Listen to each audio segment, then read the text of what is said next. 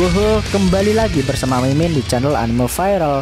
Fans One Punch Man silahkan merapat, karena di video kali ini kita akan membahas lanjutan cerita One Punch Man setelah berakhirnya season 2. Lebih tepatnya kita akan mereview manga One Punch Man chapter 89 bagian kedua versi Read OPM atau versi mangaku.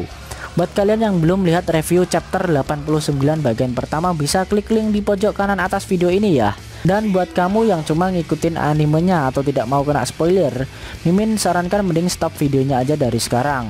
Nah, di chapter 89 ini para monster sedang mempersiapkan diri untuk menyambut penyerangan para pahlawan ke markas asosiasi monster. Di sisi lain, Saitama terpaksa harus membagi makan malamnya kepada Genos, King, Fubuki, Dr. Kuseno, Bang, dan Bom. Penasaran bagaimana detail ceritanya? Mari kita bahas. Di awal scene kita diperlihatkan monster Kirisakinggu yang sedang mengantarkan Tario ke dalam penjara. Namun dalam perjalanan menyusuri lorong, dia dihadang oleh monster Daistokan berbentuk seperti reptil berukuran raksasa. Si monster mencium bau sedap dari Tario dan ingin memakannya. Namun Kirisakinggu menolak dan melarang Daistokan untuk memakan Tario karena si bocah adalah miliknya. Tiba-tiba datanglah robot G5 yang kebetulan sedang mau lewat. Si monster Daistokan memaksa Kirisakinggu untuk menyerahkan Tario karena rasa laparnya sudah tidak tertahan lagi. Namun robot G5 berinisiatif mengambil monster Cable yang ada di pojokan yang kebetulan sedang melihat pembicaraan mereka, lalu melemparkannya ke mulut monster Daistokan, dan akhirnya monster Daistokan memakan monster Cable itu. Setelah itu monster Daistokan meninggalkan Kirisakinggu dan G5. Kirisakinggu melihat barang yang dibawa oleh G5 dan bertanya mau diapakan barang tersebut. Ternyata itu adalah kepala dari robot Metal Knight. Robot G5 menjawab kalau dia akan membongkarnya dan meneliti secara terperinci. Setelah itu Kirisakinggu kembali mengantarkan Tario ke dalam penjara. Sesampainya di penjara, ternyata di situ ada Waganma, sang anak dari Tuan Narinki yang akan asosiasi pahlawan selamatkan. Dan akhirnya Tario satu sel dengan Waganma. Waganma dan Tario saling berkenalan satu sama lain. Dengan sombong Waganma heran dan berkata kenapa para monster menangkapnya, padahal ayahnya adalah pejabat di asosiasi pahlawan. Dan kalau Waganma diculik, otomatis asosiasi pahlawan tidak akan tinggal diam dan pasti akan menyelamatkannya. Lalu Waganma menawari Tario apakah dia ingin pulang, karena kalau si Waganma yang minta, para pahlawan itu pasti juga akan menyelamatkannya. Mendengar hal itu, jelas saja si Tario langsung berkata kalau dia ingin pulang.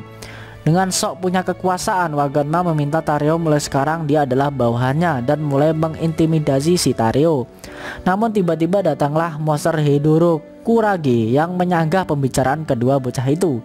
Si monster berkata kalau mereka berdua tidak akan bisa pulang. Si Waganma melawan dengan meminta si monster untuk mengeluarkannya, atau kalau tidak ayahnya dan para pahlawan akan datang untuk menyelamatkannya.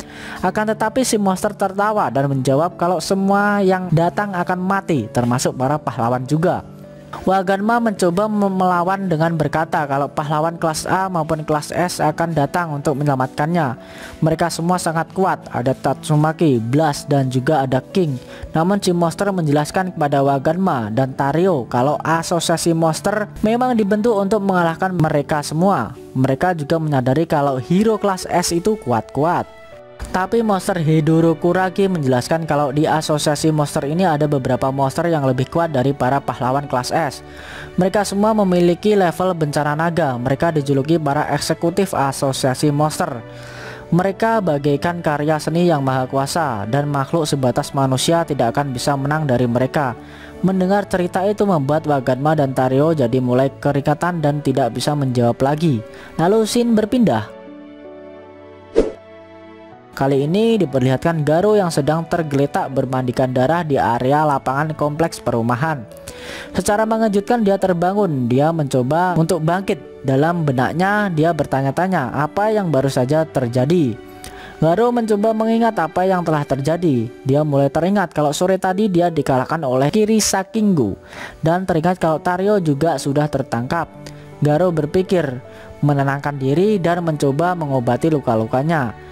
Beberapa saat telah berlalu, sambil mengeluarkan aura yang seperti siap melahap mangsanya, akhirnya Garo akan beraksi lagi. Setelah itu scene berpindah ke markas asosiasi pahlawan. Diperlihatkan Child Emperor yang sedang berjalan di lorong markas Asosiasi Pahlawan. Beberapa saat kemudian datanglah Sekingar dan menanyakan bagaimana perkembangan dalam mencari markas Asosiasi Monster.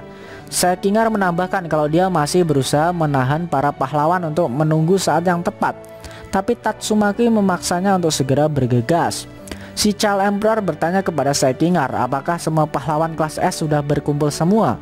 Sekingar menjawab tidak semua pahlawan kelas S akan ikut dalam misi ini. Tank Top Master dan Metal Bat sedang dirawat di rumah sakit, sedangkan Drift Knight masih belum bisa ditemukan. Watchdog Man dan Metal Knight menolak ikut dalam operasi ini, sedangkan Zombie Man sedang dalam perjalanan ke markas Asosiasi Pahlawan. Sekingar menambahkan ada beberapa pahlawan yang belum dia hubungi seperti Silver Fang, Genos, dan King. Rencananya mereka bertiga juga akan diikutkan dalam misi ini, namun Child Emperor menyanggah omongan dari Sekingar. Si Child Emperor bercerita kalau dia sempat mencari data diri tentang Genos, dan info yang dia dapat kalau Genos tinggal di kota Z. Dan secara kebetulan markas Asosiasi Monster juga di reruntuhan kota Z. Si Child Emperor mulai merasa curiga pada Genos.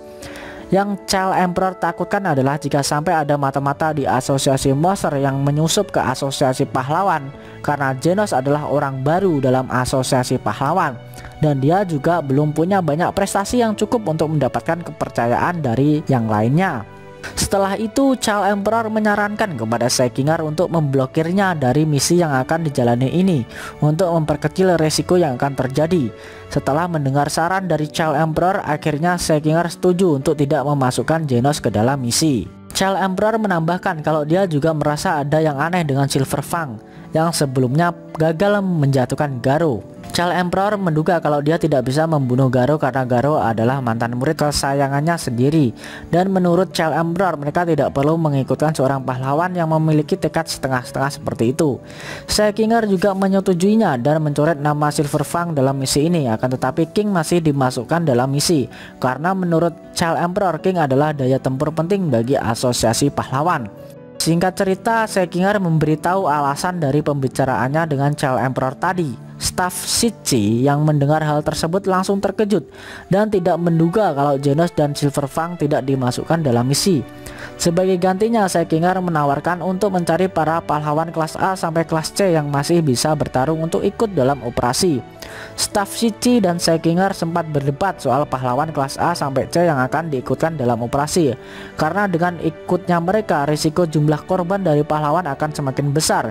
Sekingar mencoba meyakinkan Shichi atas keputusannya mengajak pahlawan kelas A sampai C ikut dalam misi tersebut, dan mengingatkan staf Shichi untuk tidak membocorkan informasi ini ke orang yang tidak ikut dalam misi tersebut, khususnya Silver Fang. Lalu scene berpindah. Kali ini kembali ke apartemen Shibota di mana ada Saitama, Genos, King, Fubuki dan lainnya yang sedang menunggu nabe yang mereka masak. Suasana terasa hening karena mereka semua cuma fokus memandangi nabe yang mereka tunggu segera matang, karena sepertinya mereka bertujuh juga sudah kelaparan. Dan akhirnya nabe tersebut siap untuk dimakan. Melihat nabenya sudah matang, Saitama dan yang lain segera mengambil sumpit dan menjulurkan tangan ke dekat wajan penggorengan. Suara hening masih berlangsung, seakan-akan mereka mau bersiap-siap untuk berebut makanan yang sudah matang tersebut. Dan wush wush wush wush wush wush wush, mereka semua berebut lauk nabe yang ada di wajan penggorengan, sampai membuat King terhempas dan tidak mendapat kesempatan sama sekali. Fubuki berebut daging spesial dengan Genos, sedangkan Bang berebut tahu dengan bom. Namun tiba-tiba Saitama menghentikan acara rebutan itu. Shibota merasa ada yang aneh dengan situasi yang sedang terjadi. Dengan wajah datar, rasa sewot, Saitama bertanya kepada mereka semua, kenapa mereka ikut makan nabe di rumahnya Shibota. Sambil mengeluh karena sawinya juga ikutan habis, Saitama menyuruh mereka semua untuk cepat pulang. Fubuki dengan percaya diri menyuruh Bom untuk pulang karena dia satu-satunya petarung yang tidak menjabat sebagai pahlawan. Genos yang jengkel dengan perkataan Fubuki berencana untuk memusnahkannya, tapi Saitama berteriak dan melarang Genos melakukan hal itu. Hehehe.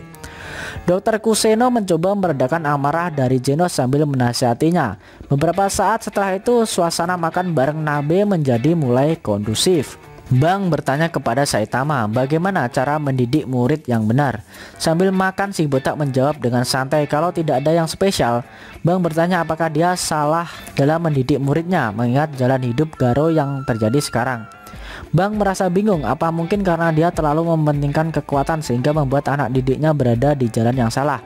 Lagi-lagi sambil cuek, Saitama menjawab kalau itu semua tergantung orangnya juga. Hehehe. Suasana kebersamaan yang jarang terjadi di dunia One Punch Man begitu terlihat saat mereka berenam makan bersama, meskipun berada di ruangan yang sempit. Saitama merasa tidak nyaman dengan kondisi makan yang saling berdesak-desakan dan meminta mereka semua untuk cepat pulang setelah selesai menghabiskan makanan. Lalu si botak baru ingat soal King. Dia menyuruh King untuk segera pulang juga, tapi yang Saitama dapati malah King yang sedang tergeletak pingsan tidak berdaya akibat di awal tadi saat mereka berebut lauk nabe. Hehehe. Lucunya Saitama mengira kalau King malah tertidur guys. Sambil menepuk-nepuk kepala King, Saitama membangunkannya agar segera pulang. Namun King tetap tidak bergerak dan konyolnya melihat King yang tidak bergerak, Saitama malah mengira kalau King sudah mati. Hehehe. Sedangkan Genos, Dr. Kuseno, Fubuki, Bang, dan Bom masih menikmati nabe yang mereka makan. Bagaimana kelanjutan cerita dari si botak Saitama? Apakah mereka semua akan pulang dari apartemen Saitama atau malah menginap?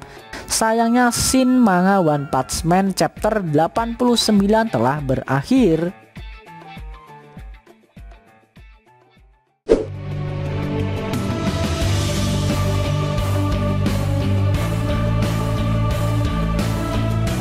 Oke guys, itu tadi review manga One Punch Man chapter 89 bagian kedua yang ending scene-nya memperlihatkan Saitama dan kawan-kawan yang sedang menikmati makan malam bersama. Bagaimana menurut kamu? Jangan lupa tinggalkan komentar kalian ya. Selain itu tekan like kalau suka sama video ini dan dislike kalau nggak suka. Kalau pengen share ke teman-teman kalian juga boleh banget biar channel ini makin ramai dan makin dikenal banyak orang. Buat kamu yang mau ngasih kritik dan saran juga silakan supaya channel ini juga makin berkembang. Jika ada kata-kata dari Mimin yang kurang pas, Mimin mohon maaf. Sampai bertemu di video review manga One Punch Man selanjutnya and see you next time.